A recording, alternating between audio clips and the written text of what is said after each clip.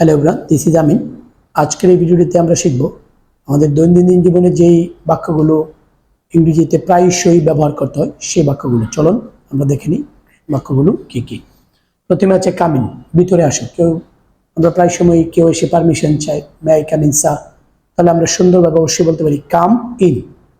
দেন আছে হলো come with me, আমার সাথে আসো। আমরা কাউকে প্রপোজাল করতে বলতে পারি যে কাম উইথ মি। দেন আছে ডু দিস নাও, ইহা এখনই করো। তারপরে আছে ডোন্ট ডু দিস নাও, ইহা এখন করো না। তারপরে ডু দিস লেটার, ইহা পরে করো। দেন আছে ড্যাম ইট, ইহা বাদ দাও। পরে আছে কিপ কোয়াইট, চুপ থাকো। অ্যান্ড দেন ইজ ইট, তাই নাকি। তারপরে আছে হাউ ইট, কি বাজে ব্যাপার। দেন হোয়াট আ গ্রেট আইডিয়া, কি চমৎকার ধারণা। ডোন্ট মাইন্ড, কিছু মনে করো না। দেন আমরা বলতে পারি ডোন্ট ওয়ারি, দুশ্চিন্তা করো না। এই বাক্যগুলো আমরা যদি একটু বেশি বেশি চর্চা করি এবং আয়ত্তে রাখি তাহলে আমাদের দৈনন্দিন ইংরেজি বলাটা সহজ হয়ে যাবে। Thank you very much for watching this video.